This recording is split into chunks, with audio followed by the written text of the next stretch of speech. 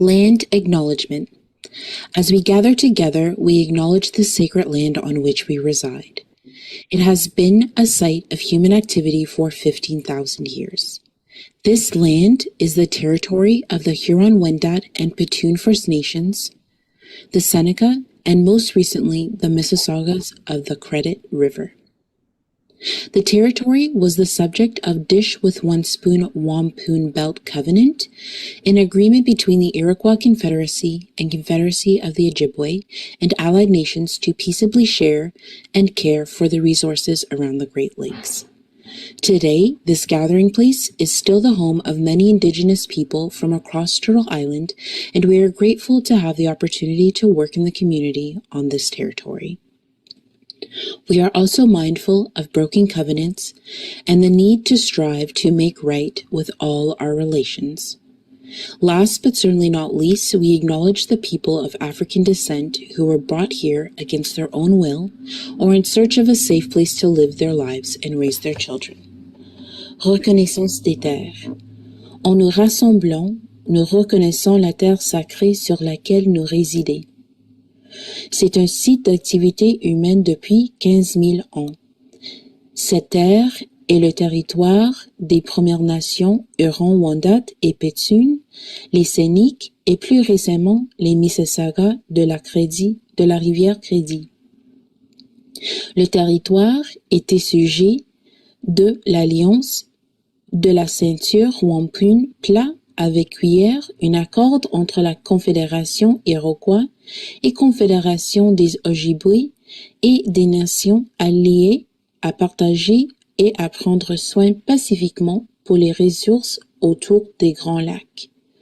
Aujourd'hui, ce lieu de rassemblement est toujours le foyer de nombreux peuples autochtones de toute l'île de la Tortue et nous sommes reconnaissants d'avoir la possibilité de travailler dans la communauté sur ce territoire. Nous sommes également conscients des alliances brisées et de la nécessité de nous efforcer de guérir toutes nos relations.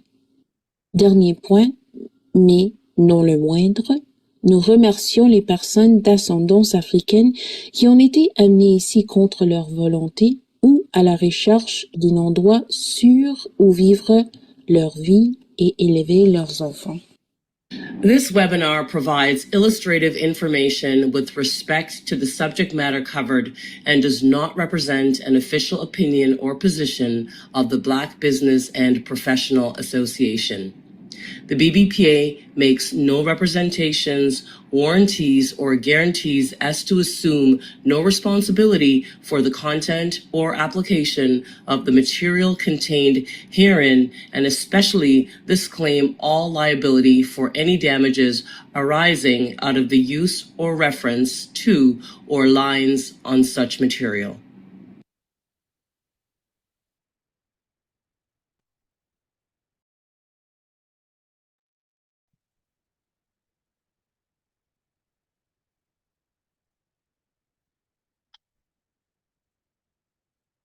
Can everyone hear me? Can you hear me?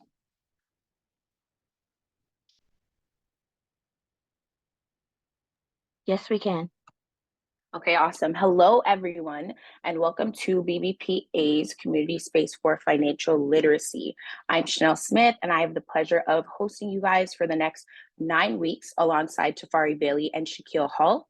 I'll open up by starting to tell you guys a little bit about myself. I am the founder of TSK Wealth Planners, a nonprofit provided to give free financial literacy to underprivileged communities. I've been in the industry of finance for over 7 years. I've facilitated, managed. I'm currently a business strategist for 2 companies, and the list kind of goes on there. I'm pursuing of my master's in finance as well currently. Without further ado, I have the pleasure of introducing our 2 hosts. We've got Tefari Bailey to kick things off, and in the subsequent weeks, we have Shaquille Hall, and then we will close again with Tefari. So a bit about Tefari Bailey. He is a trailblazing Black entrepreneur. He founded and sold his first startup, Canada Homes, a Canada-wide digital marketing agency specializing in serving real estate professionals. His journey led him to launch Hutsy Financial, a financial institution focused on serving marginalized communities, low-income Canadians, and new immigrants to Canada, offering credit building, early payroll access, and free banking solutions. Tefari's remarkable journey also includes triumphant appearances on CBC, Dragon's Den, where he secured $500,000 in funding from West Hall. He prowess in securing investments extended beyond the Den with a total of 1.5 million raised. Tefari's transformative contributions earned him the Faculty of Social Sciences, distinguished graduate work from Brock University. He's currently spearheading Hutsy's exponential 35% weekly growth, continuing to reshape the financial industry landscape with innovation and unwavering dedication.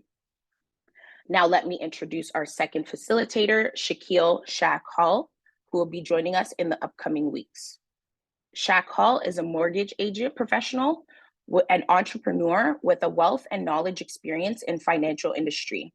He's the founder of Hall Real Estate Investments, providing investment solutions through investing, acquiring, and renovating real estate, enabling clients to achieve their financial goals and earn passive income. With almost a decade of experience in the financial industry and over 15 million in transactions, Shaq has helped hundreds of people secure home loans, register investments, retirement funds, and budget plans. He's not just a financial expert. Shaq is also a community leader, actively involved in nonprofit organizations, advocating for financial literacy and the power of credit to build wealth. Thank you, Tefari and Shaq, for sharing your incredible expertise with the community. With both of you guiding us, we're in capable hands as we explore credit, financial empowerment over the next few weeks. Now let's continue with our morning journey towards financial empowerment with Tefari Bailey, who will be leading today's session. Is everyone ready? Let's get started. Wow, Chanelle, thank you so much for the kind words. Really do appreciate it. And hello, everybody. Good morning. I'm really happy to be the host here today. I understand you guys could have been doing anything today on this beautiful Saturday morning, but you're here with us, which is a great honor and privilege to be amongst you all. Today, we're here to talk about credit and the utilization and how to use credit in the most efficient manner. So instead of preparing a slide deck, I figured it would be best to have an interactive conversation where, I could share my inputs on credit and you all could tell stories, and we're really interactive. So I'm going to start off here today by defining what credit is. In my humble opinion, credit is a financial agreement where you're essentially borrowing money with the commitment to pay it back in the future. Often there's some extra money associated onto that, which is called interest. It's sort of like getting a temporary loan from a bank or a lender, allowing you to make purchases or cover expenses that you may not have the capital on hand to do. However, it's really crucial to manage credit responsibility and how you handle it, because it can significantly impact your financial future, including your ability to borrow more money and the cost of borrowing in the future. If you take on way too much credit and you're not in the financial situation to pay it back, that wouldn't be a good thing. So the first question I have for everybody here is, can somebody share a personal experience with credit where it was used for good or where it was used for bad? I'll start off with situations in which it was bad. I went to a school by the name of Brock University, as Chanelle mentioned. I used to work at TD Canada Trust, doing everything from the entry-level teller position all the way up to a financial investment advisor. And a lot of my friends would come and talk to me about this personal subject matter where they turned 18 or 19 years of age. They would go to a bank teller and we would tell them, okay, you're pre-approved for this credit card with a $1,000 limit. However, there's no education or guidelines in terms of how to use this credit card. So a lot of people would get the card, think it's $1,000 free dollars, max it out, and within 4 to 5 months, collections is knocking on their door asking, hey, where's the money back? And unfortunately, a lot of these individuals didn't have jobs as were full-time broke college students. They didn't have the means to pay back, and their credit score took a huge leap in a negative direction. So when they graduated from post-secondary education, it was tough for them to get any sort of credit, and they were starting from scratch. Can anybody else share either a good or a bad experience with credit?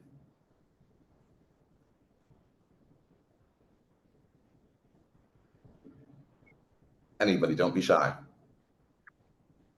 And I know you guys can leave your comments, questions, any responses in the chat. You can also raise your hand.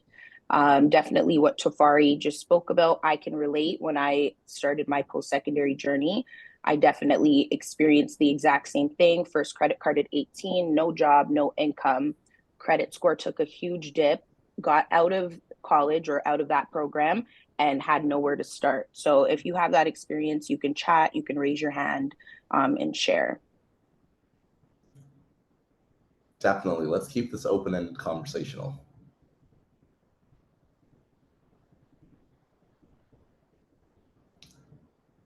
Anybody want to be the volunteer to answer this question?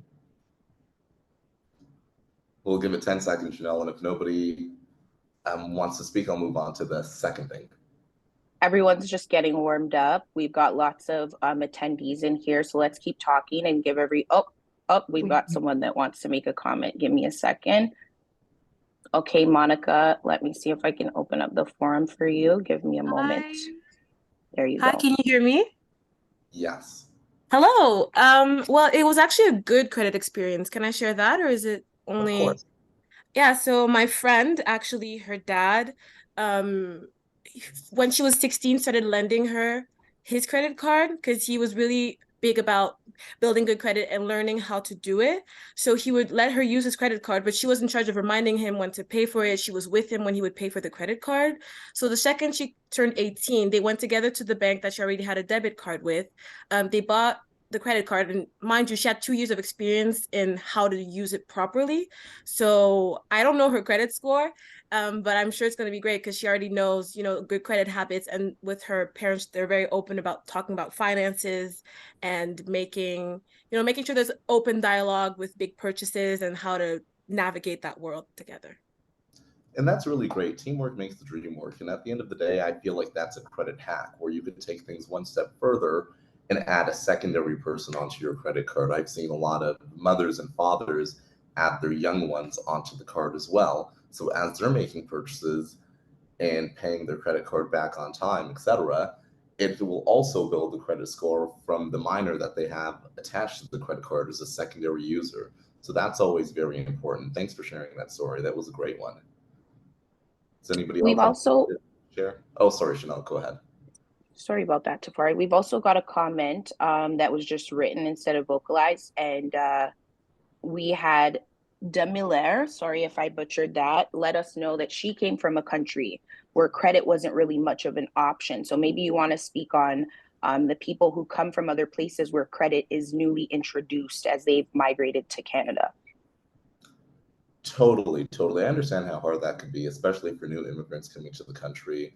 I'm a firm believer that if you're a doctor, wherever you are, Jamaica, Africa, India, Pakistan, and you come to this country, there's no reason you should be driving a taxi car. Your skills should be transferable over here. Working as a financial advisor, I had a ton of people coming to see me that were new to the country.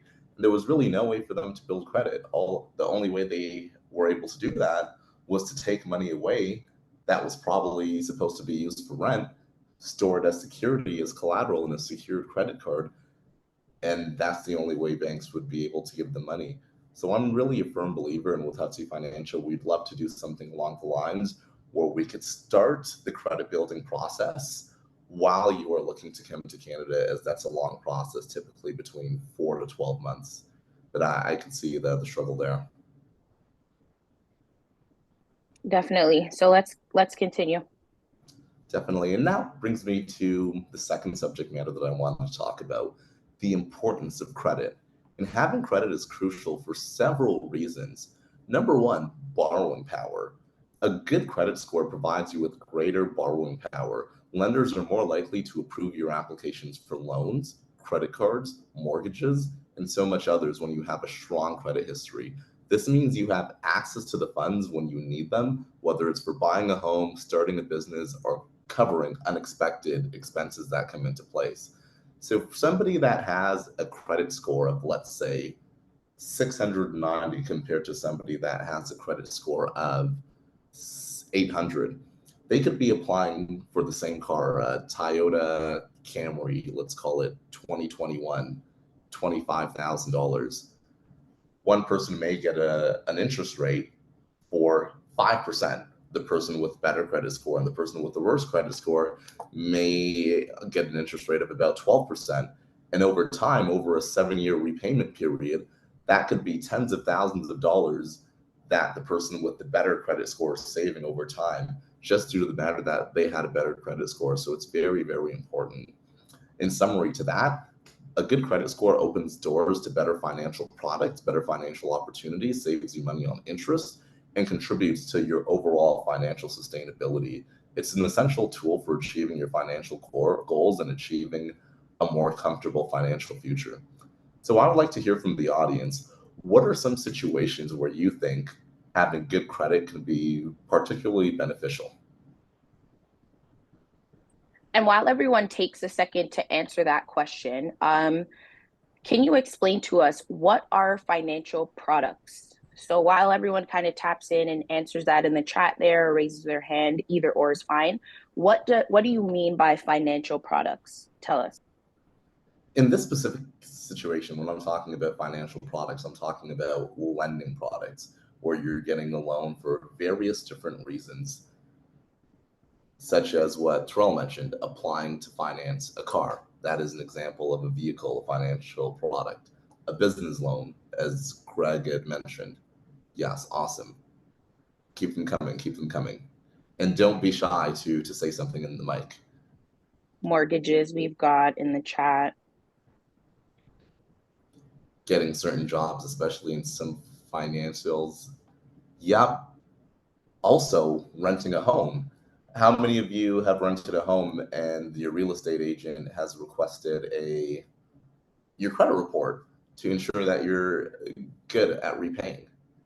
And feel free, Chanel, I just want to ensure that individuals are able to unmute themselves, because I know when we first got in the So chat. so right now, we're doing raising hands just based on the volume that we have in here. If anyone wants to speak, we're doing raising hands, but feel free to raise your hand. If you don't know how to raise your hand, say something now so we can make sure, but we just don't want 40 people unmuting at the same time right now.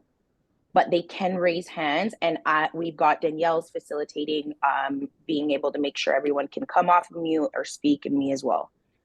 Sweet, that sounds awesome. So Yes, that being said, I'd sorry. love to see some hands raised and to hear some use cases of some situations where having a good credit score could be beneficial.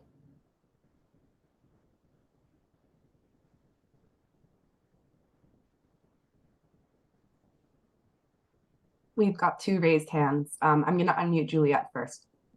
Awesome. Hi, everyone. Good morning. Thanks a lot for this session. So one example is in the financial services sector, because I work in wealth management.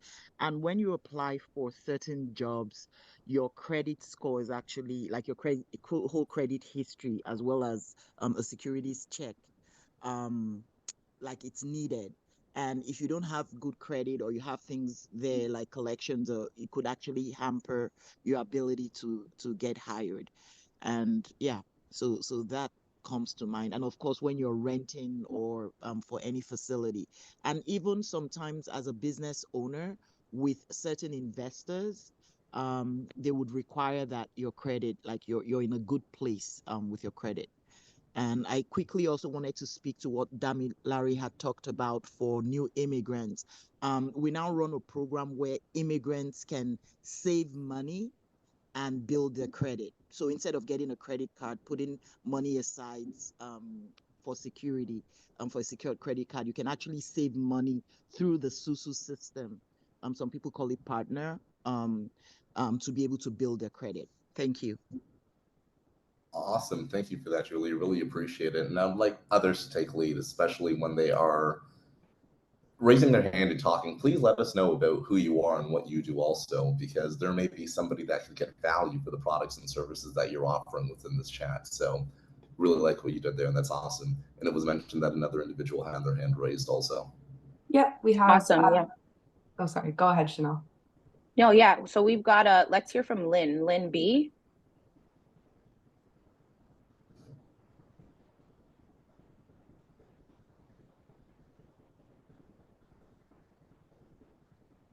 Hi, can you Go hear ahead, me? Lynn. Yeah. Okay, Yes. hi. So my name is Lynn, and so I'm 21 years old, and I'm currently a student in university. And so I would say for a situation where like kind of credit really does matter is my fiance and I were looking for a place to rent because we do have a son.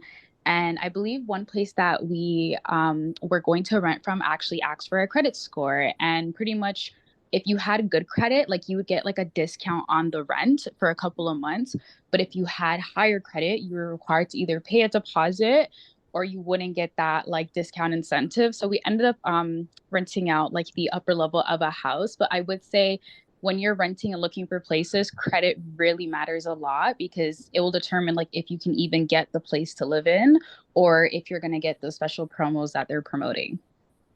Yeah, that's awesome. That's awesome. And that's really important also because when you think about it, in high density areas where there's a lot of competition, Toronto, Montreal, Vancouver, Ottawa, etc., there's multiple people applying for that same unit where the demand is much more than the supply. So think about it from a landlord's point of view. You have 5, 6, 7 people applying for the same unit.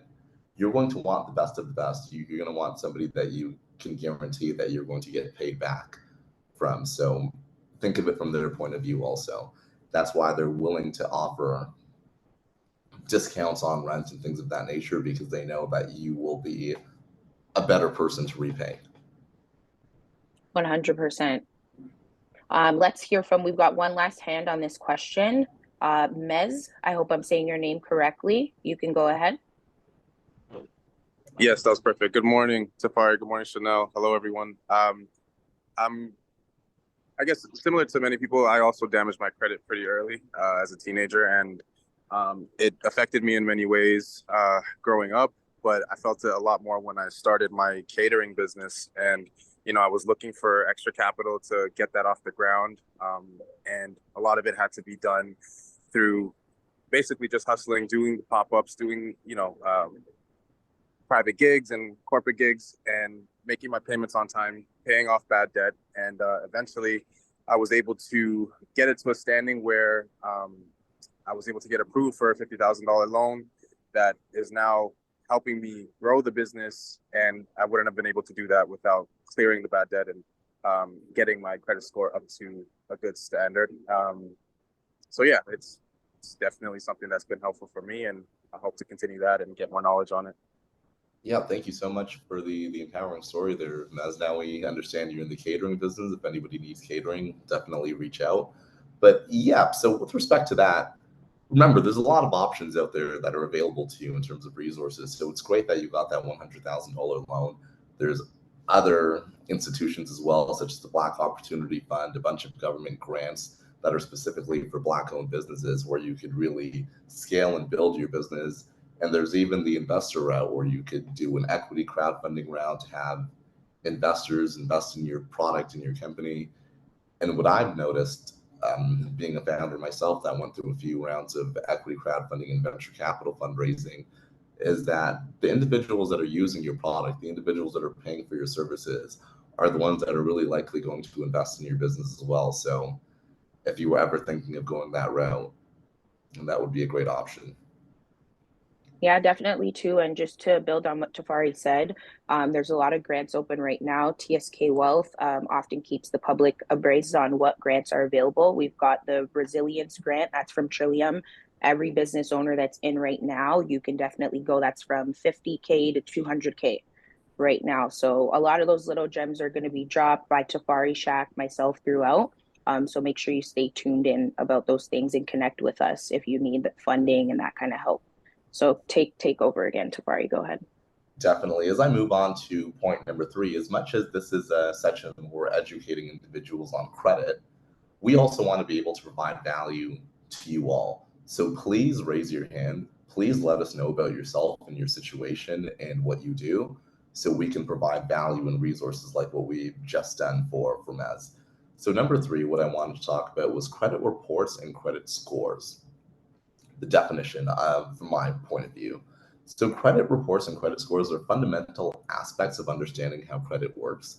A credit report is a comprehensive report of your financial history. It's like a detailed financial report card. If you remember back in the days when we were in grade school, we got report cards that we had to send over to our parents. So I would say it's the same thing, where it talks about all of your credit accounts, payment histories, outstanding balances, and any negative items such as late payments or accounts and collections. We have 2 major credit bureaus here in Canada, which is Equifax and TransUnion. They're the ones that gather and maintain this information. They collect data from various sources, including lenders, creditors, and public records. And your credit history is essentially a snapshot of how you've managed your credit and financial obligations over time, similar to how your report card was a snapshot of how you were able to manage and succeed in the various subjects that you took in school. With respect to credit scores, a credit score is a numerical representation of the information in your credit report. It consolidates your credit history into a 3-digit number, typically ranging from 300 on the low end and 850 on a high end. So lenders use these scores to quickly assess your credit worthiness when you apply for any sort of credit.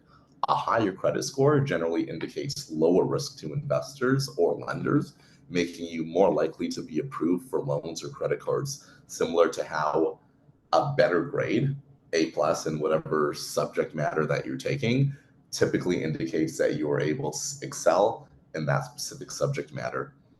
Your credit score can fluctuate based off of your financial behavior. Positive actions such as paying bills on time can boost your score, while negative actions such as missing payments can lower it.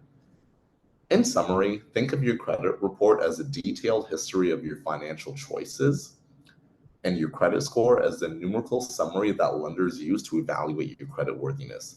Both of them are equally important, 50% and 50% in the world of credit, as they influence whether you get approved for credit at the time and at the terms that would be of interest to you. And yes. So I know, sorry, Tefari, to interrupt you there. Go on. No, go ahead. I was going to ask a question. I know, to hear from you yeah. first. I know when I was 18 years old or coming out, when I was first learning about credit, 18 to 20, I had no idea how to actually check my credit score. I almost thought that websites like Equifax were like a scam in a bit. So can you tell us a little bit of how do we check our credit score? What can we trust? How can we get into these, or do we have to do subscriptions? Like, how can we find this information out about ourselves in a way that's not going to cost us more money? Definitely. So later on in my presentation, I was going to discuss how we are able to track your credit scores online. But now that we're on that subject matter now, I'll talk about that. So there's some free resources such as Equifax, TransUnion, Borrowell, Credit Karma, which are all applications that you're able to download on your mobile device, whether it's via Android or iOS, or you could download the application and check your credit score on those applications absolutely for free. And you can monitor what's impacting your credit score in a negative and or positive way. The question that I have for you all is, I would love to hear a story of something that has negatively impacted your credit score or positively impacted your credit score. Let's have open-ended conversations and become vulnerable with one another here. We've got a hand raised. Let's hear from Terrell. Yes, thank you so much, Chanelle. It's nice to meet you, Tefari. My name is Pleasure. Terrell. I'm currently a third-year HR student at Toronto Metropolitan University. I'm currently residing in Rexdale. I've actually recently got my credit card from TD. It currently has a limit of $1,000, and I got it like a couple months ago after kind of being persuaded by a couple friends for like the longest time. Um, of course, using my credit card, I don't really have a negative experience. The reason why it took me quite a while, I'd say, to get a credit card is because I'm a very like risk averse person. I wouldn't really want to get something and like, mess it up and then it kind of affects me for like, let's say a couple years of my life. So personally, like when I've gotten my credit card, I've used it here and there. And I think I have like a 21-day limit until like when I buy a purchase or make a purchase to like, I guess, kind of pay it off before interest kind of collects. So I just got my credit card, as a student at school, I go buy lunch, I use my credit card, I go buy like any daily purchase, use my credit card. And what I've basically been doing is before any interest kind of like could collect, I just pay it off with my own personal money. Since, so I'm kind of treating it as my debit card, but just, borrowing money, if that doesn't make sense. So I'm assuming that's positively affected my credit score. Before I had to really know how to check my credit score. So now it's good to know that I could check it using TransUnion and whatnot. So yeah, that's, I guess, a positive story. Definitely, Terrell. Thank you for that story. That's really positive. First of all, Rexdale, big up. I understand I'm from the same place as well. Oh, cool. And yeah, that's a very positive experience with your card. I'll share a negative experience that I had with my card. And normally, when I hop on these sessions, seminars, podcasts, etc., we always talk about the good and the great, but we don't get deep and talk about the bad and the ugly and the failures. So me, I want to say I was in my third year of university, and it was the first time I've ever been to a casino. I went to the casino with a few buddies. I played roulette, poker, and I won about $500. So I went back home to my roommates. It was maybe 12 in the night. I was there for a few hours, and it's weird. I went to school in Niagara, so it was at Fallsview Casino. They pump oxygen everywhere, so you really think that you're awake. There's no clock, so you're not able to tell what time it is, and you're not allowed to use your phones in there. So I was so excited. I told my roommates about all the money that I won, and I said, let's go back. And my roommate warned me. He said, no, the casino is the devil's house. Don't go back there. Be humble with the win that you got and leave it at that. Don't think I've ever told the story before. So then my ex-girlfriend at the time, somebody I was talking to, I told her I knew a new growth hack to make money easily, just like that. So I didn't do what my older roommate said. He was like the OG, the Godfather. I went back to the casino with my girlfriend at the time. I lost the $500, and then I took out money from my bank account to win that money back. Of course, I lost that. So I actually went to a payday lender the same day to withdraw money to try to win back the money that I lost at the casino, and I lost all of that money as well. So I was maxed out credit card, maxed out overdraft, everything. I had to call my mom crying, letting her know what happened in order for her to give me some money to get back on my feet. And from then, never went back to the casino, really took financial literacy serious, paid back off my credit card. And ever since then, I got into a habit of whatever I purchase with my credit card, number one, don't purchase anything that you don't have the funds in your checking account to pay for. Number two, pay your credit card. I had a specific time, 4 p.m. every Friday. I would pay back my credit card to ensure that everything is positive. And from there, never really looked back. So that was a traumatizing story with payday lending and credit that I had to endure. But of course, it was all my fault for not listening to the OGs, people that have been there and done that before. Love to hear somebody else's story. We got a couple more people here. I think that second gem that you just dropped there is really important. Making sure that you have a scheduled time that you pay back your credit card. So a lot of people have that first half. Okay, yeah, I'm gonna go and purchase this. I do have the money, and then they double spend the money. So then later on they spend it again because they didn't set a time that they're gonna pay their credit card back. So let's hear from Demalaire in the comments. She has her hands raised. Go ahead, Demalaire there. Hi, yeah, it's Damilare. And Sorry I hope about you can that. all hear me. No worries at all. Okay, so for me, my story was related to a credit line. So I did get a credit line from the bank for $30,000. it was just there. I didn't have a need for it, but then someone needed it, and then I gave out everything. But then I checked my credit score and it was terrible. Like, okay, well, not terrible exactly, but I think it had dipped by about 30 to 50 points.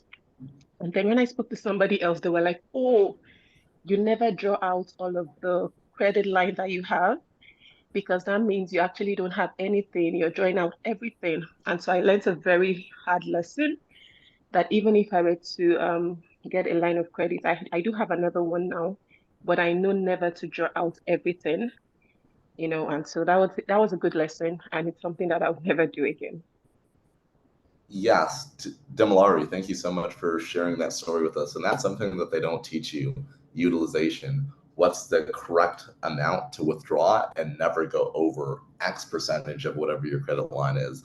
I know that number in my head, but I want to ask the audience, do you know what the credit limit is that you should never pass?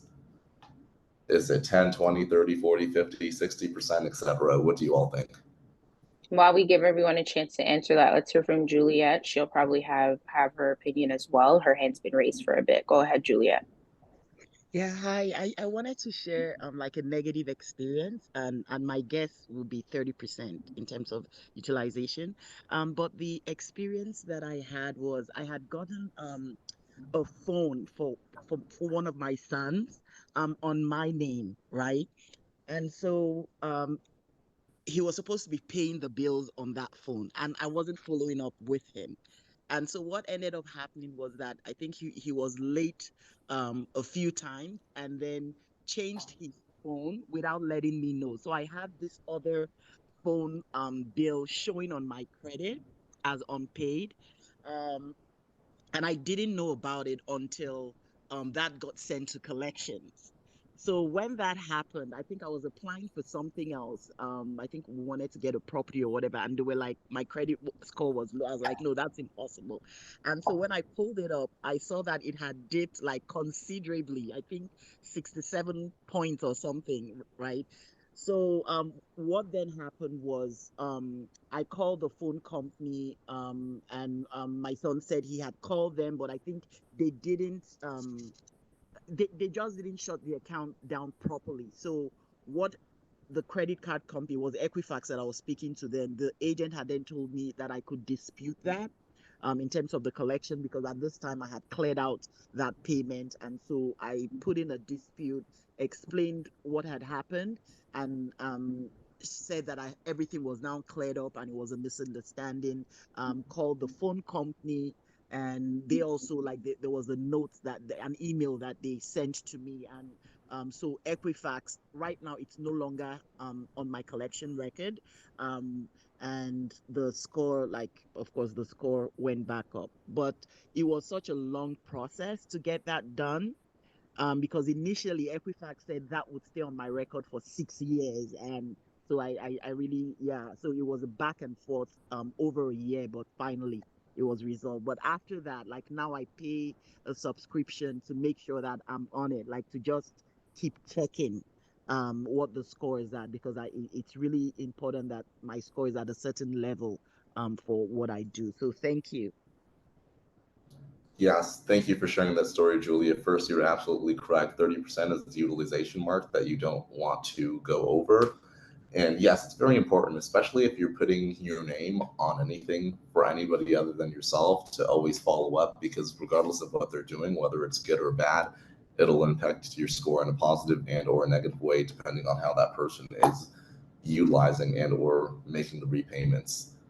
So for sure, it's good to know that you can always call the collections companies and you can negotiate with them directly yourself, for anybody who didn't know that. So if you feel there is a mistake, you can talk to them, let them know, and they have the ability to remove that off of your credit report. And you could call the credit bureaus yourself to do the same thing, for anybody that doesn't know that here. Yeah, thank you. And guys, if your hands are raised, ladies and gentlemen, if your hands are raised, don't put them down. Don't be scared. Keep your hands raised. We've got tons of people on the back end here to facilitate the discussion and make sure everybody gets heard. We do want to hear from you, as Tefari mentioned. Just keep your hands raised and we'll make sure that we get to everyone. Definitely. And when you are speaking, please let us all know what you do. Big yourself up. So if anybody needs your services that are in this call, we can reach out. Awesome. So you can go ahead there, Tefari. Awesome. So the fourth subject matter that I wanted to touch upon was the factors that actually affect your credit score. The factors that I have here are payment history, number one, credit utilization, number two, the length of credit history, number three, and the types of credit, number four. If I'm going deep into each one of them, payment history, that is one of the most critical factors that impact your credit score. It accounts for about 35% of your score. It reflects how reliably you've made your payments on time via your credit accounts, including credit cards, loans, mortgages, car payments. On-time payments have a positive impact on your credit score, while late payments and or missed payments and accounts and collections will significantly lower it, as Julia mentioned before. In terms of credit utilization, that represents the amount of your available credit that you're currently using. I believe we talked about that before, where it was mentioned that the individual took everything out of the line of credit, but that accounts for about 30% of your credit score, which is a huge amount. To maintain a good credit score, it's recommended, as we discussed, to keep the utilization below 30% at absolute maximum. So in the scenario that we discussed, if you have a credit limit of $10,000, ideally keep your balance below $3,000. And in terms of the length of credit history, the length makes up for 15% of your credit score. It considers how long you've had credit accounts and the age of your oldest account. Generally, a longer credit history is seen more favorable because it provides a more comprehensive view of your financial behavior. And the types of credit is 10%. So the types of credit account for about 10% of your credit score. It considers a variety of accounts that you hold, such as credit cards, installment loans, mortgages. Having a mix of different types of credit can positively impact your score. It shows that you can manage various financial responsibilities. And also another one that I have here also is your recent credit inquiries. Recent inquiries make up the remaining 10% of your credit score. It includes any recent applications for new credit, such as credit card applications, loan requests, or multiple inquiries in a short amount of time, can raise concerns from a lender's point of view, and that could positively lower your score because it may suggest that you're seeking too much credit at once, which is a red flag for those individuals. So I do have a few questions for you. Let's start with the recent credit inquiries. Why do you think too many credit inquiries in a short amount of time could be seen as a red flag by lenders? Yeah, and we know credit inquiries are basically things like, let's say you go to get a new car, right? The dealership or the person that's attempting to sell you whatever financial product is going to check with the banks. Hey, do you guys want to lend this person money? And that's essentially what a credit inquiry is, right, Tafari? Is that right? Yes, that's correct. Okay, great.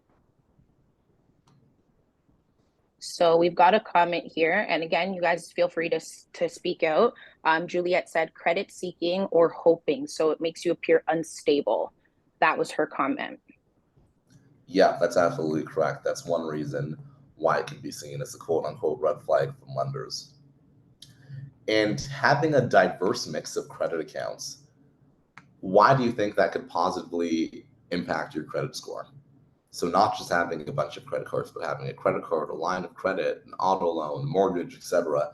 Why do you think having that diverse mix can positively impact your credit worthiness? James, you could go ahead there. I just unmuted you to give you a chance to speak. I don't know if you wanted to answer that question there. I don't see your hand raised anymore. Keep your hands up, guys. If you guys raise your hands, keep them up. Go ahead. Sorry, I think I was trying to answer the previous question with the going and seeking a lot of credit in a small amount of time. It may seem or come off as like desperate and like indicate like a lack of future like financial planning. They're trying to get money all at once. And I think like a diversified like credit portfolio shows like you're indebted to multiple lenders and you can be like relied on to like make all of these payments to like keep your life in balance? Yes, that's absolutely correct. Thank you for the answer there. And why might a longer credit history be viewed positively by lenders compared to a shorter credit history? This is for anyone. And essentially longer just being the amount of time you've had the account open. Is that what I can understand? So longer basically meaning if I have some accounts that have been open for maybe 7 years, a couple that are 10 years, one 10-year, one 7-year, one 3-year, like a mix of lengths of time. Yes, a longer credit Okay. history of a longer Okay, credit. so James, go ahead again for us. I see your hands up there as well. Juliet, go ahead and raise your hand. Speak to us. We want to hear from you. Go ahead, James. I think it kind of may function in the same way that like statistics work or like research statistics work, where it's like the more data and info you have on like a certain topic, the more like statistically significant or like reliable that information is. So for example, you could have like a 700 credit score, but let's say you opened it like 3 months ago, so they have no idea what you're actually capable of. But if you have like that same credit score over the period of like 2 to 3 years, I think they'd be like, okay, maybe this person is like reliably like steady and like will pay back their. Yeah, that's absolutely correct. Awesome. Thank you, James. And Juliet just reiterated something along the same lines: stability, reliable credit history, and it shows that the person is trustworthy. Sweet, awesome. And the fifth subject matter that I wanted to touch on is building and maintaining good credit. There's a few things that you have to do here, such as paying bills on time. That's very crucial, and I think we all understand that here when it comes to building and maintaining good credit. It's paying your bills on time. Set up reminders or automatic payments to ensure that you never miss a date. Automatic payments is what I set up, and it's extremely, extremely helpful. So it's all automated, and you don't necessarily need to think about it. Keeping your credit card balances low. As we discussed before, credit utilization makes up 30% of your history. So aim to keep your credit card balances low, below 30%. High balances can negatively impact your score, as we had somebody mention here that they have taken out everything from their line of credit and their credit score took a significant dip because of that. So you never want to do more than 30%, as we had real life examples in this group today that we've discussed. While having And we go ahead. Sorry, Tefari. I'm so sorry about that. I thought you paused. We've got a little comment here. Do you want to go ahead or do you want to take the comment first? Let's hear the comment. Okay, Marcia, go ahead and speak for us there. Hi, yes, good morning. Thanks for the presentation. Like you were actually on a topic I wanted to ask more about the credit utilization. So from what you're saying, my understanding is that if you have a credit card limit of $10,000, then you're not supposed to spend more than $3,000. Is that what you're saying, or the reverse? You're not supposed to spend, as in you should leave 30% back, or is that you should spend no more than 30%? You should spend no more than 30%. That Okay. is the goal here. You should spend no more than 30%. Times where I've done that was if I was going to make a big purchase on the credit score and I wanted to build credit and earn points for it, I would make the big purchase, but I would pay it off right away. Right, that's going to be my second question. What about those who actually do it but can still pay it off immediately or by the time the bill is due? That would still be okay though. Yes, that would be great because Okay. it shows that you're able to make the repayments right away. Oh, okay. That's what I wanted to clarify. Thank you. Totally. No worries. And if anybody has any questions along the way, please feel free to raise your hand just like that. That's awesome. Yeah. Thank you. Yeah, we've got another comment from Michael here. You want to hear from Michael? All right, go ahead, Michael. Let's hear from you. Hi, morning. Good program so far. I've been in the business for such a long time, but each time I come on this program, I'm always learning something new. So kudos. I want to talk about, how I define the credit, and as I look at the five criteria that we use to, the payment history, the utilization, and so on. I like to remind folks that credit is really the ability to defer payments. So if in the future you don't see yourself having the ability to make payments, you should not utilize the credits you have. because that is where you start to have the real challenges. Students in university, they have a $1,000 credit card. And if there's no source of income to clear that credit card, then if you use it on Monday and you can't pay it on Friday, you're going to be in trouble. So a lot of times we get credit card and we believe it's money available to do what you want. But what it really is the ability to defer the payment from today until tomorrow. So your high credit score, say you have got the ability to get $10,000 today, but you don't have to pay it back until Friday because you have a high credit score. As against a guy with a low credit score, may have to pay it back by the following day. So I like to emphasize that my definition all the time for credits, especially when I talk about use of credit cards and so on, is if you don't see your ability to make that payment in the future. You have mentioned it on the program, but I just want to reiterate. It's really deferred payment.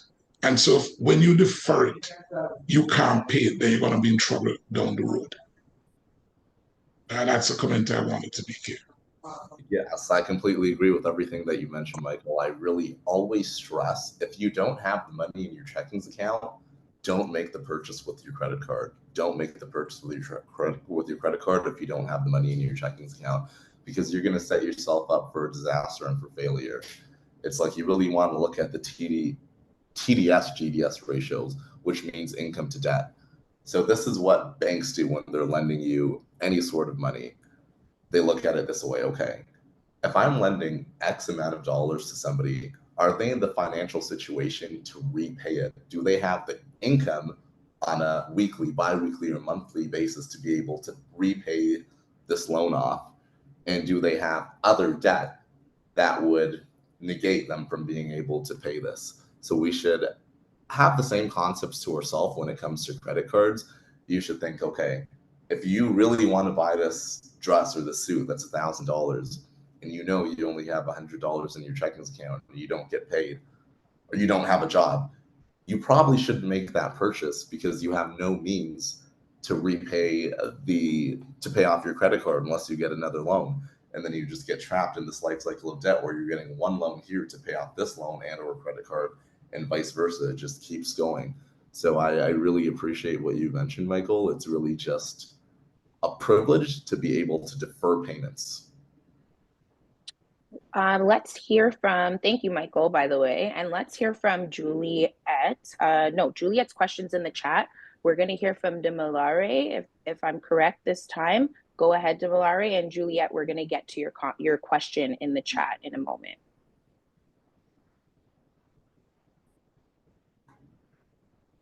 Okay, thank you so much. So my question for you, Tefari, is we have different credit unions. We have so I'm familiar with TransUnion, Equifax, and then we have some very like free ones online, Credit Karma. And over time, sometimes when I check my credit scores, they say different things.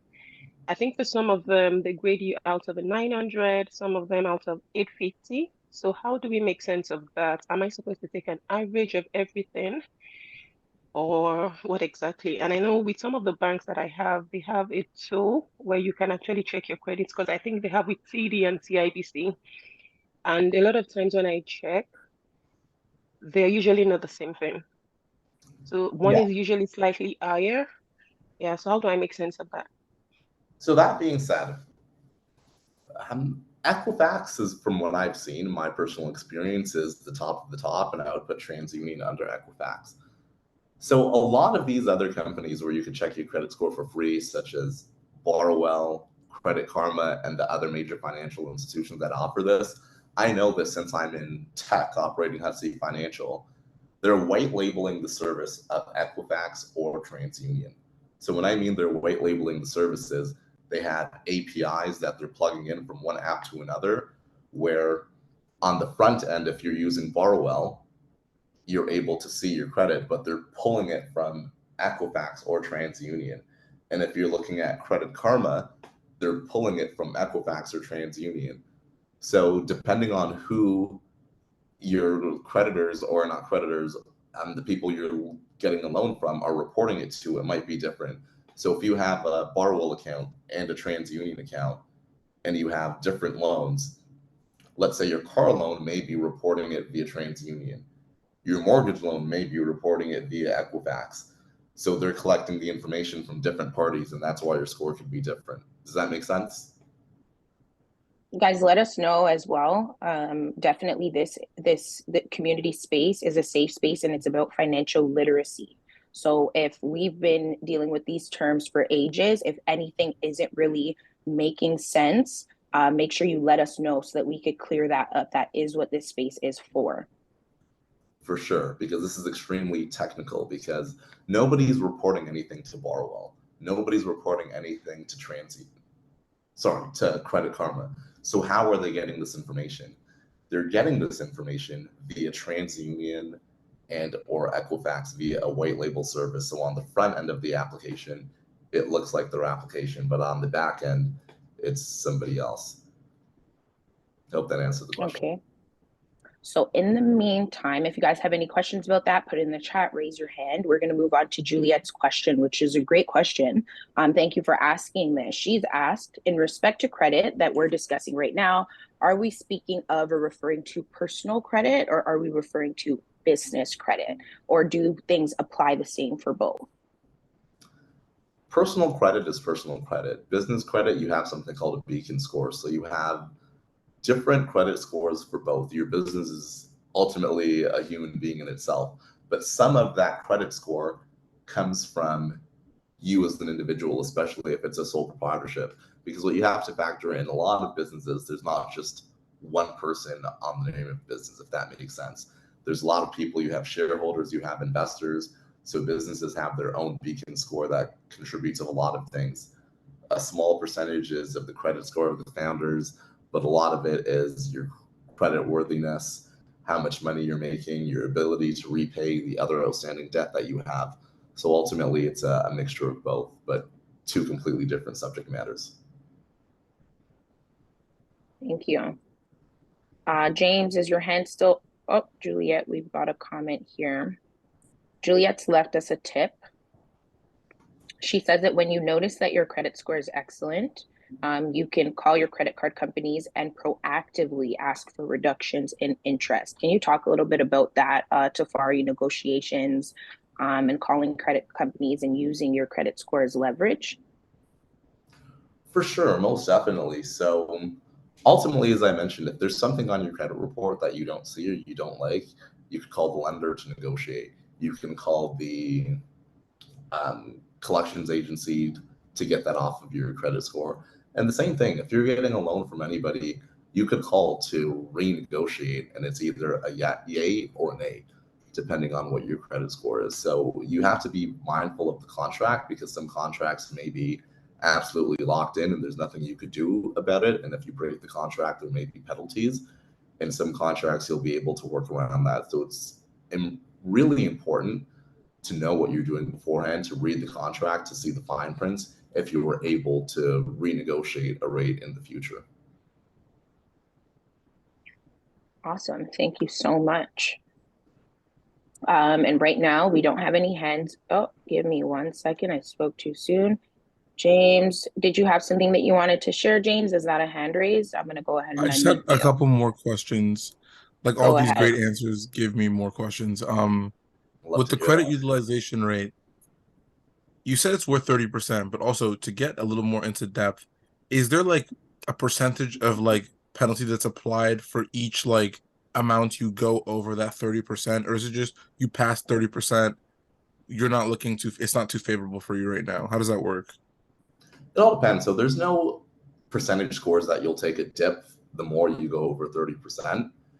And in some cases, you may have to go over 30%. Let's say your credit card limit is $1,000, but you want to buy a $750 TV at Best Buy. You could still make that purchase. Just ensure that you're able to make the repayment within 7 days, and there should be no issues. It shows that you're able to make payments right away. It's just ultimately, if you're looking to apply for any sort of new debt and they see that, okay, historically you've been maxing out the cards that you have, you've been going over that 30% utilization rate, then it goes to show that you're relying more on credit than you are on the personal funds that you have in your account, which makes it more and more likely that you will default, which is not what the creditors want. Okay. Okay, cool.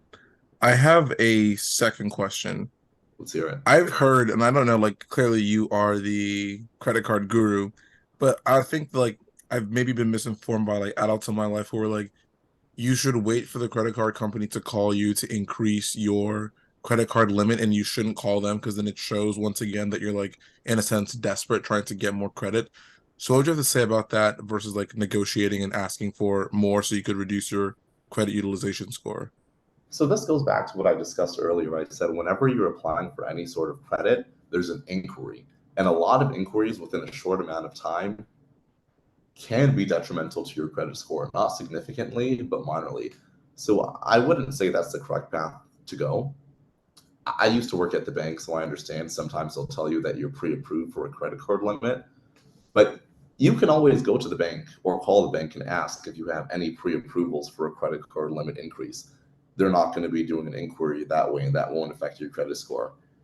And if you're calling maybe once a quarter and asking them, you could actually do an application to increase your credit limit as well. So for example, if you have a $5,000 credit line via your credit card, you could call the bank and say, I want to increase it for by another 2,000.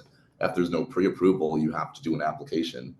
But as long as that's the only thing that you're doing and you're not doing the same thing at TD, Scotiabank, RBC, BMO, and Tangerine, that won't negatively impact your score. Okay, that's Yeah, great. That and answers all my questions. yeah, for sure. And James, definitely just to like reiterate, right? The ability to pay, like Tefari mentioned earlier, just the ability to pay. You also don't want to get into that wild goose chase of just increasing your credit to reduce your credit utilization, right? So the ability to pay. And then let's give the floor to Marcia here. Hi, yes, sorry. I wanted to just ask, I know we're talking mainly about credit cards, but just to clarify that this would apply to any form of credit in terms of like a line of credit as well when it comes to utilization, ability to pay, just that everyone is on the same page. That's what you're saying, right? Because I know lines of credit tend to have a lower interest rate, most of them, but I'm assuming that the same principle will apply with your credit score factors to bear in mind as well. Yeah. Yes, that is correct. Any sort of credit where you're able to pull from. So whether Okay. that be a credit card, a line of credit, you can't really apply this concept to a normal flat out loan or a mortgage because they're giving you all of the funds at once. There's nothing to pull Okay.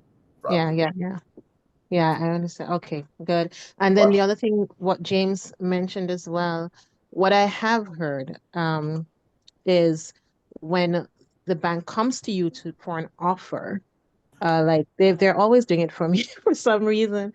I'm trying to get rid of them and they keep increasing my limit. And I'm like, listen, I'm just paying off my bill because I want to pay off my bill, not because I want more money from you. But someone mentioned to me, because I'm relatively new to Canada, they were saying when they do that, then it's a good sign that your credit is good, and so you should take the offers then. What is your thought on that? Great question, Marcia. Great question. So number one, that is a good sign because that shows that the bank has trust in you. You've been repaying your cards and you've been doing the right things if they're offering you more credit because they want to build more business and build a relationship with you. So the answer would be different to everybody. I would most likely recommend, yes, take the credit limit because you never know on a rainy day you may need to use the funds to give you a bridge for X amount of days, weeks, or months. But anybody who asks that question, it'll be different. There's no wrong or right answer on if you should take the limit or not. But it definitely is a good thing if the banks are offering you more credit. Thank you. And let's get to Juliet's question here. Go ahead, Juliet. A blessed good morning, everybody. How is everybody doing? I'm great. Amen. Mine is more like a sidebar, adding to the questions that I've been placing in the chat.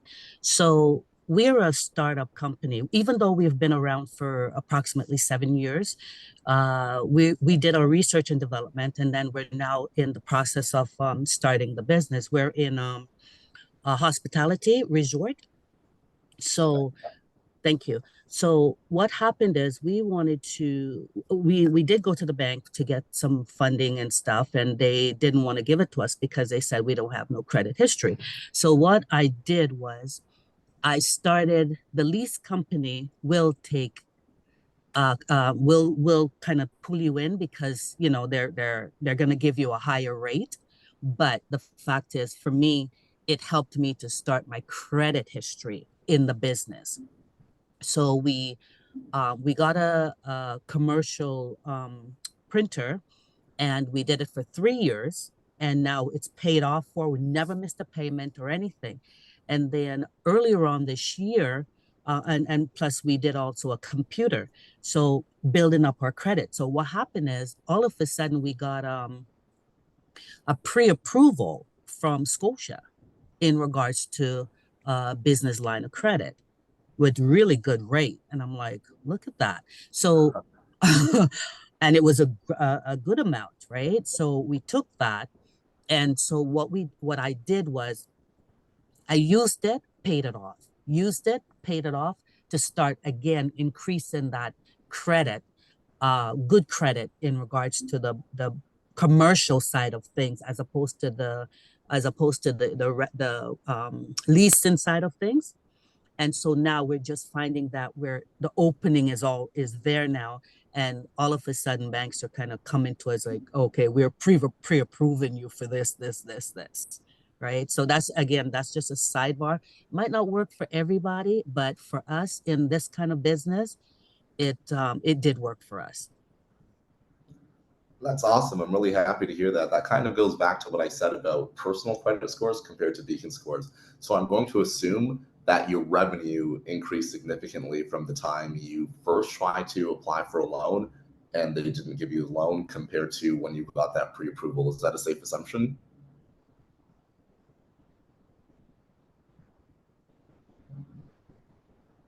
Give me a sec, Tefari. I've got to give her the mic again. Go ahead, Juliet. Thank you. Can I tell you it's by the grace of God, because our revenue have not increased, because we're just starting to open up our hotel. Yeah. Wow. So I'm telling you, it's just by the grace of God. That is awesome, because traditionally how this works when it comes to credit, as long as you're making the repayments, they look at a few things whenever you're trying to get a loan or a line of credit. TDS, GDS ratios, as I discussed before, income to debt ratios. So if you're looking to get, I'm just going to use simple numbers here. If you're looking to get a $10,000 or $12,000 loan over 12 months, let's say there's no interest, to keep this simple, you're paying back $1,000 a month. Are they in the financial situation to afford to repay? If they're only doing $800 a month in revenue, they're not going to be able to make those $1,000 payments.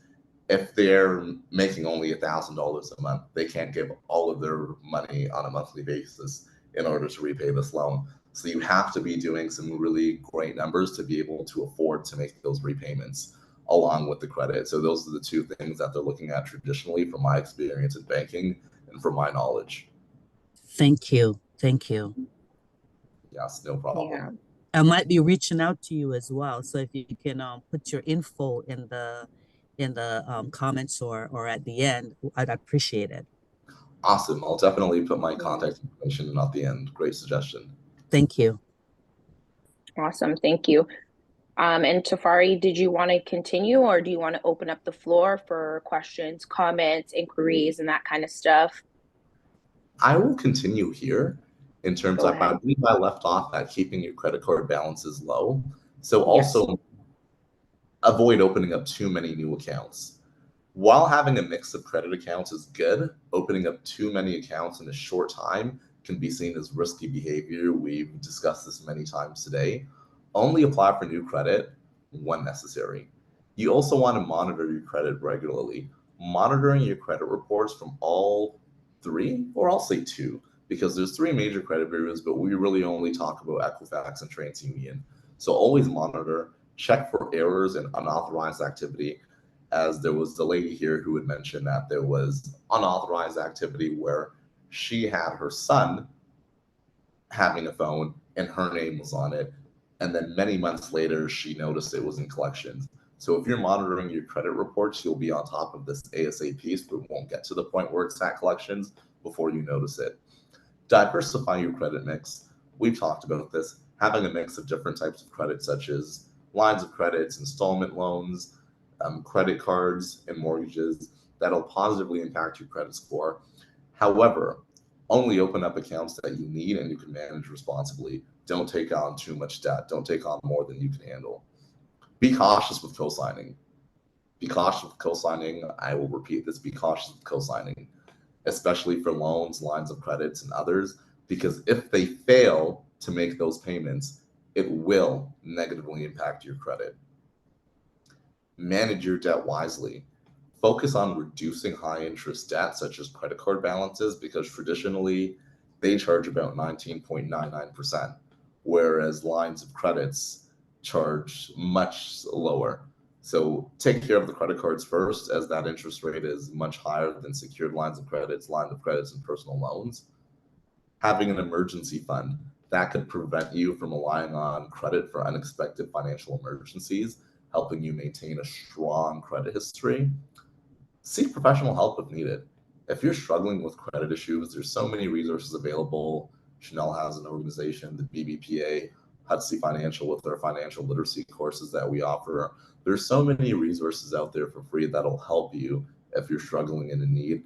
So don't think you're on your own. There's resources available to you, and we're all here to help. Patience and consistency.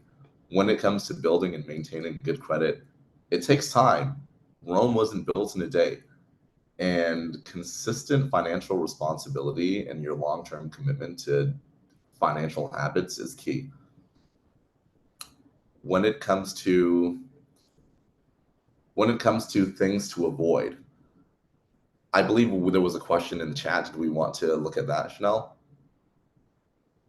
Yeah, most definitely. I saw there was a comment in regards to BMO, what you were speaking about, and that BMO allows you to check your TransUnion credit report kind of without hassle there via your online banking.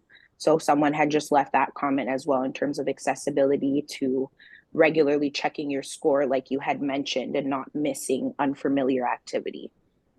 Yeah, thank you for that. Thank you for that. And ultimately, that's what I had here on my end. The key points that we talked about was credit utilization, how to dispute wrong things on your credit score, being very cautious and aware of who you're co-signing for, and things of that nature.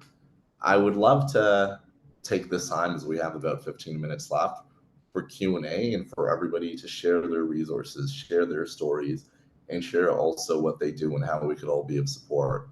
As a win for one of us is a win for all of us, and it's much easier to build together than separately. You know, in times like this, the wise are going to build bridges where we're all unified together, and the foolish will build barriers amongst one another. So I wanted to take this time for us. James, go ahead there. Your hand's been raised for a while. Kickstart us off. And everyone, we've got tons of people here. Thank you again for coming, and make sure that you engage. This time is 1 in a million. We've got Tefari here. He's opening up himself to be able to answer some of those really critical questions. Let's get involved and let's ask. Go ahead, James.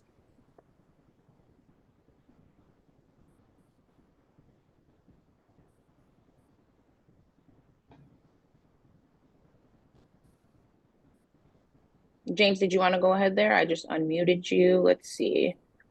Juliet's also said, if you are interested in building credit history through a saving group or through rent payments, please contact our team at Whole Women. So she just left her handles there. And a question, how old does a secondary user have to be? So if you're looking to add a secondary user, how old do they have to be? From my understanding, they could be under the age of 18. From my understanding, they could be under the age of 18. I don't think there is an age limit to have a secondary person on your credit card. Don't quote me on that. I'm just going to do a quick search. Yeah, and it's important to also know that staying up to date on this information is asking questions in these type of forums is really, really critical. These things are changing with technology, digitization. These things are changing all the time. Hutsy, Tefari, his company, his offerings, and his innovation to the market is now going to apply new rules, regulation, policy. So you got to make sure you're joining spaces like this and staying up to date. We've got Juliet in here saying she added her 16-year-old.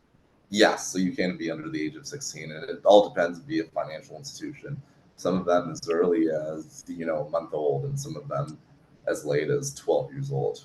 So it all depends on the institution, what their policies and mandates are.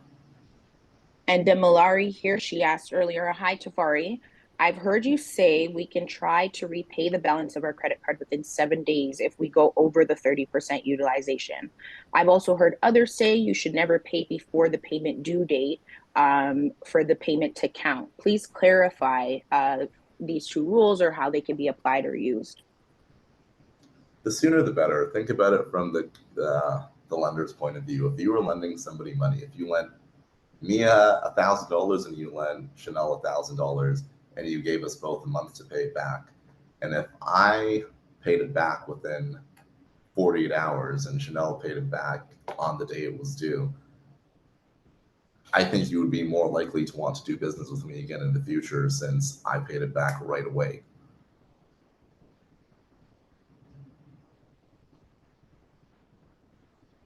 So hopefully that makes sense to everyone. It's that the money being lent to you belongs to the person who you've borrowed it from. So the quicker you get that back to them, the better it is for you. Right?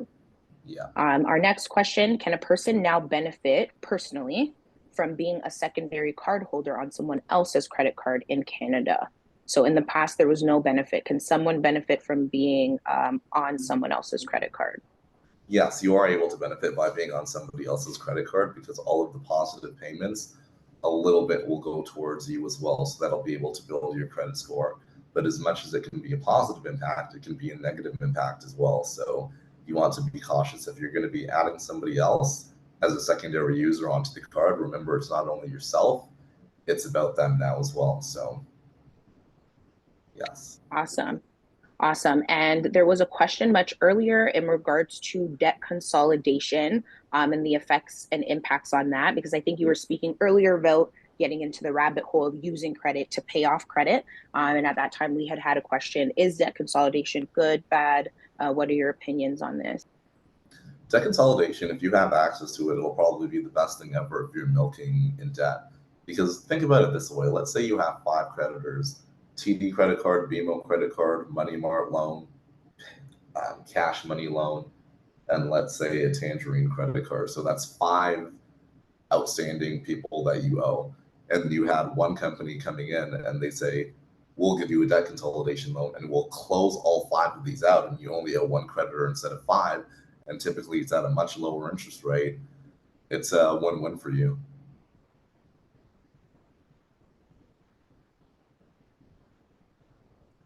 Okay, awesome. Yeah, and credit consolidation can be used definitely as a leveraging tool, just as Tefari just mentioned. It's another one of those questions. Like he said, 2 people could answer in different ways. You definitely want to reach out and try to get some personalized, probably advice on that, and how it could affect your situation. So hopefully that answers the question that was mentioned earlier. If not, you guys make sure you let me know in the chat or raise your hands.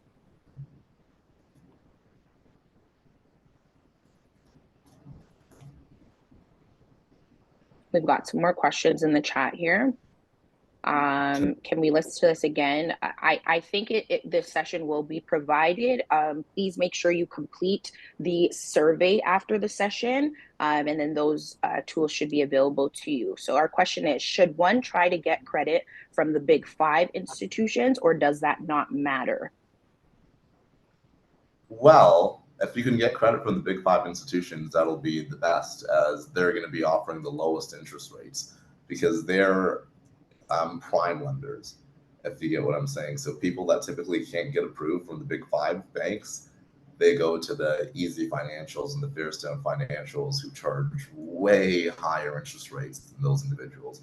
And if you can't get approved from that tier, which is the Easy Financials and the Fairstone Financials, then you're stuck going to the payday lenders, the money marts, the cash for use, the speedy cashes, and the paid stay, and they're charging interest rates well over 300 to 500%, which could leave you trapped in a life cycle of debt that you can't get out of. So yes, you want to go with the prime lenders first. Yeah, of course. And I'm sure that's probably, I know me along with many others. That's okay. Awesome, Greg. So I see your question was answered there. Sorry, we missed that. Me along with many others probably were raised to think that the banks are a bit of the enemy. So I know it's really good to hear you reassure us that we should definitely probably trust the banks, try the banks first before we get sucked in by these loan sharks. As well as, yes, so the videos will be available afterwards, so that obviously the valuable content can still be available to you guys who have registered as well. Okay. Definitely. Yeah. And speaking of credit, as you all know, I'm Tefari Bailey. I'm the CEO and founder of Hutsy Financial. We've actually built out a financial institution to help you build credit, to provide early access to payroll so individuals never have to use payday loans again, as well as free banking solutions so individuals don't have to pay a monthly fee for their banking account unless they maintain a certain balance. So we're up and we're live. I put the link right here as well into the chat, and I also put my contact information, so if anybody wanted to give me a contact, but definitely feel free to download the application, give us a try in terms of banking with the first Black-owned bank in Canadian history and the first debit card in Canadian history that helps you build credit with every purchase that you make. It was an honor to be here in front of you all and sharing my experiences and listening to your stories about credit. And I wish you all nothing but the best. And I'm hopeful that we'll be in contact very, very soon. And I'm hopeful that you all will love the Hutsy Financial application. You want to take one more, Tefari? We've got one more hand raised. Do you want to take one more? For sure. Okay. Go ahead, Juliet. The floor is yours. Yeah, thank you so much, Chanelle. Thanks a lot, Tefari. I just wanted to end on appreciation, because the work that you're doing is really needed in the community. And I wanted to let everyone on the call know, the 43 of us that are here, go out on your social media, say the one thing or even more than one thing that you learned today. Tag BBPA, tag Hutsy, tag Tefari. Let's share and spread the word, because even though there are 43 of us here, the impact of this session can be so much more. And then we get more people attending, so that we're doing this, with a cooperative mindset and just getting more and more people in the community, to be equipped to handle these financial stressors. Thank you.